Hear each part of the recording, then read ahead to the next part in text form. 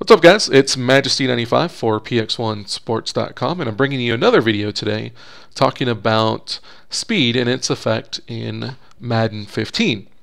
Our last video, we talked about speed and its role on receivers and in relation to the regression system in connected franchise mode, where once receivers hit 30, 31, 32, you could see them drop from high 80s or 90s in speed down into the 70s, maybe even high 60s. And so we wanted to test out how big of a role that speed played in that, and if you could still have an effective receiver even though he only had 75 speed. So we did that with Antonio Brown, got some interesting results, and I think that we proved that even though it's not ideal, if you do have a receiver that drops down into the 70s in speed, if he has good stats elsewhere, they can still be effective. Well, Sturzinator over at Operation Sports suggested we try it the other way and see if we lowered route running and release and had speed high, how does that affect the game, and is that any different? Is there one stat that plays a bigger role than another one? So that's what we're going to do today. We're going to go in and look at how speed plays a role if you don't have good route running and release. So we are taking Desean Jackson, one of the fastest players in the league. We're bumping him up to 99 speed, 99 agility, and 99 acceleration. Now that's not too far from where he was to start. I think he was like 98, 97, 98, something like that. So he's not that much farther, but we are going to go in and drop his route running and release, which for some reason on this screen is indicated by beat press, but it's the same thing as release. But we're going to lower those both down to 50 and see how that affects Desean Jackson. See if he can still get open, see how he gets covered, stuff like that, and see if there's a big difference either way in whether speed plays a role, route running plays a role, and whatnot. So let's go ahead and get down to the field and take a look at what we found. So basically, what I was trying to do starting off was just run a bunch of different routes and kind of see how he reacted to them. Was he able to get open? Was he able to create space? That type of thing.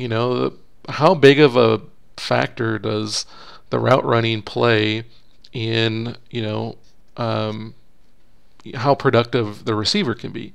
And for the most part, he was able to create space and get open. Now, most of the time we're facing zone coverage, but here he gets man and he's able to get out in front of him, and for the most part, did a really good job. Now this is the one play, and I did this for about an hour. This is the one play where he really got shut off.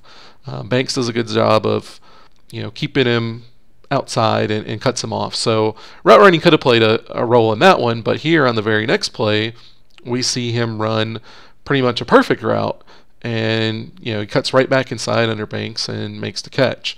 So I'm not really sure if route running plays as big of a role as you think, because he runs a perfect route there. I think if anything, what we can draw a conclusion from here is that route running might just increase the chances of getting shut down like Banks did a few plays ago, and have less perfect routes. But as you can see, you can still run a perfect route even with 50 route running. So I think it's really interesting in that they're still able to run good routes and be very productive.